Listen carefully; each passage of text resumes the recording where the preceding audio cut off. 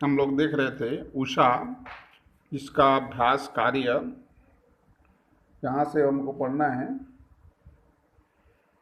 बहुत काली शील जरा से लाल केसर की, जैसे धुल गई हो। स्लेट पर या लाड़ खड़िया चाक मल दी हो किसी ने।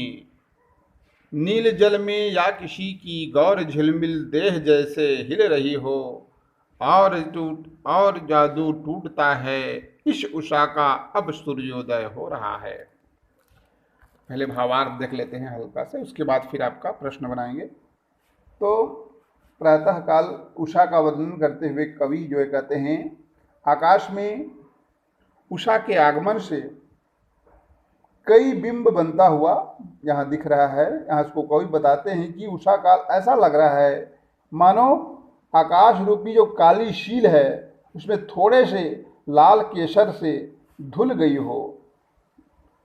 वस्तुतः यह जो है सूर्योदय के पूर्व पहले आकाश में जो फैली हुई हल्की लालिमा युक्त उसकी आभा है, उसका जो बिंब है क्या वह दिखाई दे रहा है, या फिर किसी बालक ने काली स्लेट पर लाल चाक से, लाल खड़िया चाक को उसमें मल दिया हो, ऐसा दिखाई दे रहा है। भोर के नीले आकाश में उषा की लालिमा पड़ रही है। वह ऐसा प्रतीत हो रही है जैसे नीली पानी में किसी सुंदरी का गोरा झिलमिलाता शरीर हिल रहा हो।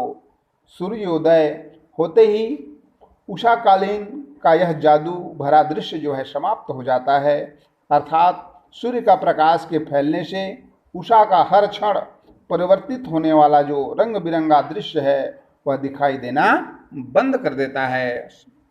इस तरह से उषा का भाव, इसमें जो है अर्थ ग्रहण संबंधी प्रश्न बनेंगे। प्रस्तुत काव्यांश में कवि ने किस दृश्य का चित्रांकन किया है? तो प्रस्तुत काव्यांश में कवि ने सूर्योदय के पूर्व के कुछ कुछ उजले तथा कुछ कुछ धुंधले आकाश का चित्रण किया है, जिस पर उषाकालीन लालिमा का प्रभाव भी कुछ कुछ उभर रहा हो, दिख रहा है। काली शील तथा स्लेट किसके प्रतीक हैं? काली शील तथा जो स्लेट हैं सूर्योदय के पूर्व के जो अंधकार युक्त आकाश है उसके प्रतीक हैं। लाल केसर, लाल खड़िया चाक्ष के माध्यम से कवि क्या व्यक्त करना चाहते हैं? लाल केसर तथा लाल खड़िया चाक उषा की लालिमा के प्रतीक हैं। इनके द्वारा कवि प्रकट करना चाहते हैं कि भोर के अंधकार पर उषा की लालिमा पड़ने से आकाश कुछ लाल सा दिखाई दे रहा है। फिर प्रश्न हो जाएगा, काली शील को लाल केसर से धुला कहने का क्या आशय है? तो लाल केसर से धुलकर काली शील कुछ कुछ लाल हो गई है। कवि का आशय है कि भोर के अंधकार से युक्त आकाश में उषा की लालिमा दिखाई दे रही है, झलक रही है। फिर है, कवि ने नील जल का प्रयोग किसके लिए किया है? तो कवि ने नील जल का प्रयोग भोरकालीन आकाश के लिए किया है, प्रातःकालीन आकाश के लिए किया है। गौर झिलमिल देह के हिलने से कवि किस दृश्य का चित्रांकन करना चाहते हैं? गौर झिलमिल देह के हिलने से कवि यह चित्रित करना चाहते हैं कि नीले आकाश में सूर्य की कुछ कुछ सुनहरी किरणें चमक रही हैं तथा वह हिल रही हैं।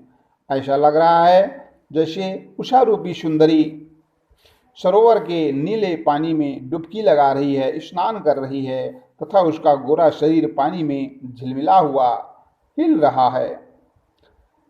फिर प्रश्न बन जाएगा, जादू टूटता है, इस उषा का अब सूर्योदय हो रहा है। पंक्ति में जादू टूटता है का क्या आशय है, स्पष्ट कीजिए। तो सूर्योदय के होते ही उषा का रंग समाप्त हो जाता है।